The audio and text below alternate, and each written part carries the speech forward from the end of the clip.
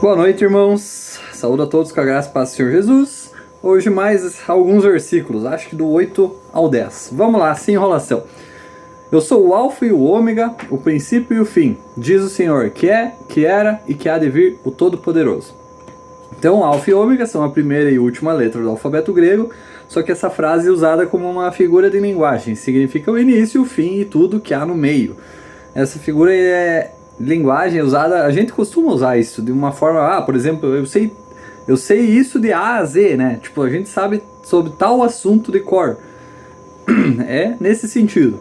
Jesus é eterno, ele esteve no início com Deus. E aqui, só meio que um parênteses um pouco grande, entra mais uma prova de que as versões mais atuais, elas são mudadas, são obra do diabo, tentando acabar com a imagem de que Jesus é Deus. Olhem como a nova tradução livre coloca esse versículo aqui. Efésios 3:9. Fui escolhido para explicar a todos este plano misterioso que Deus, o Criador de todas as coisas, manteve em segredo desde o princípio. Aqui é só para lembrar, falando sobre a divindade de Jesus. Agora da versão internacional, lembrando que é uma das versões mais comuns, né? De novo, o mesmo versículo. E para tomar claro a todos a administração deste mistério que durante eras passadas esteve oculto em Deus que criou todas as coisas. Agora a versão King James, né, que eu venho falando ao longo dos vídeos. E demonstrar a todos qual seja a dispensação do mistério que desde os séculos esteve oculto em Deus que tudo criou por Jesus Cristo. Né? Vê como as versões novas tentam tirar essa divindade de Jesus, não falam sobre ele, não citam Jesus. O diabo detesta, e não quer, né, que Jesus seja proclamado Deus. Então, como fazer inconscientemente, né, mudar a visão sobre ele? Tira o nome de Jesus da sua própria palavra, das partes que o referem como Deus, né? Se alguém tiver uma Bíblia, pode olhar, né, em casa se a tua versão vai citar ou não em Efésios 3:9. Se você tem, é uma versão nova, né, que tem palavras faltando, talvez versículos alterados e quem sabe até retirados. Né? E mais alguns exemplos. João 1:1-3, no princípio era o verbo, e o verbo estava com Deus, e o verbo era Deus. O mesmo estava no princípio com Deus. Todas as coisas foram feitas por ele, e sem ele nada do que foi feito se fez. E 1 Timóteo 1:16-17. Mas por isso alcancei misericórdia, para que em mim, o principal, Jesus Cristo, mostrasse toda a sua longanimidade, a fim de servir de modelo aos que haviam de crer nele para a vida eterna. Ora, ao Rei eterno, imortal, invisível, ao único Deus sábio, sejam honra e glória para todos sempre. Amém. E Colossenses 1:15-16. Cristo é a imagem visível do Deus invisível. Ele existia antes de qualquer coisa ser criada e é supremo sobre toda a criação.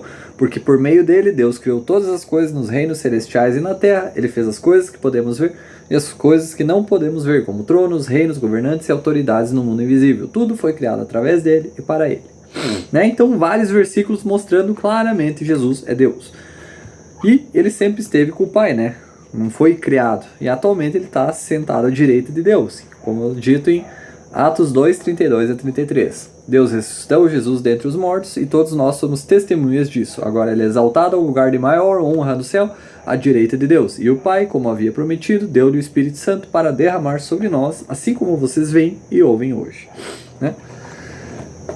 Versículo 9 de Apocalipse. Eu, João, que também sou vosso irmão e companheiro na tribulação, no reino e na paciência de Jesus Cristo, estive na ilha chamada Patmos, por causa da palavra de Deus e do testemunho de Jesus Cristo.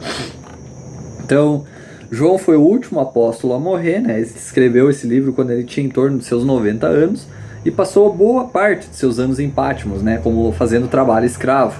Até o ano em torno de 96, ali ele ser solto e viver seus últimos anos falando sobre o tempo em que ele andava com Jesus.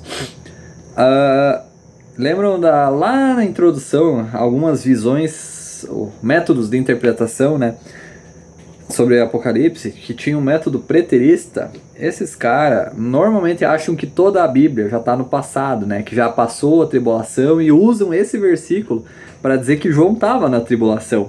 Viu só? Já passou, né? Só que não, a gente não passou. Nós passamos por tribulação, por dificuldades na vida. Só que ainda não é a tribulação. Ele é companheiro na paciência de Jesus, porque Jesus está esperando mais de 2000 anos para se juntar à sua igreja. Dá para ter mais paciência que isso, né? E para finalizar nesse vídeo de hoje, versículo 10. Fui arrebatado em espírito no dia do Senhor e ouvi atrás de mim uma grande voz como de trombeta. Essa frase aqui de arrebatado em espírito, no Antigo Testamento, era conhecido como um transe de olho aberto, né? A história de Balaque e Balaão mostra isso. Que um profeta só era um profeta quando as suas profecias aconteciam. Caso contrário, ele era um falso profeta e deveria ser apedrejado de acordo com a lei de Moisés.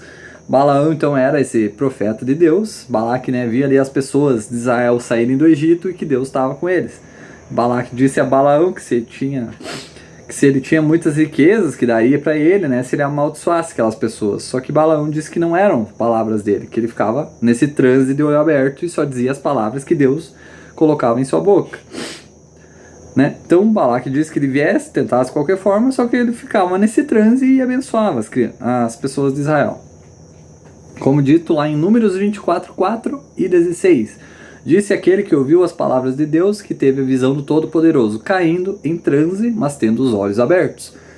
E 16, disse aquele que ouviu as palavras de Deus e conheceu o conhecimento do Altíssimo, que viu a visão do Todo-Poderoso, caindo em transe, mas com os olhos abertos. Então é isso que João quis dizer com ser arrebatado em espírito. O corpo dele estava ali, só que o espírito foi levado a outro lugar, foi arrebatado para ter essa visão. E também não é só no Antigo Testamento que isso acontece. Pedro e Paulo também passaram por isso. Em Atos 10, 9 a 16, no dia seguinte, quando os mensageiros de Cornélio se aproximavam da cidade, Pedro subiu ao terraço para orar. Era cerca de meio-dia, ele estava com fome, mas enquanto uma refeição estava sendo preparada, ele entrou em transe. Ele viu o céu aberto e algo semelhante a um grande lençol foi baixado pelas 4 pontas. No lençol havia toda espécie de animais, répteis e pássaros. Então uma voz lhe disse, levanta-te Pedro, mate-os e coma-os. Não, senhor, declarou Pedro. Nunca comi nada que nossas leis judaicas tenham declarado impuro. Mas a voz falou novamente, não chame algo de impuro se Deus o tornou limpo. A mesma visão foi repetida 3 vezes, então o lençol foi subitamente puxado para o céu. Então essa palavra transe, ela se traduz tanto como êxtase, né? E êxtase significa intensa alegria ou estado de transe. E agora se coloque ele, né, ali no lugar dele, de João, vivendo no primeiro século e tendo que descrever todas as coisas que ele via acontecer, né, nessa visão do Apocalipse. Vendo as guerras, os prédios, as pessoas, armas, enfim, né, tudo que estava acontecendo. Então, por esse vídeo, deixamos aqui. Deus abençoe a todos, pessoal. Até o próximo.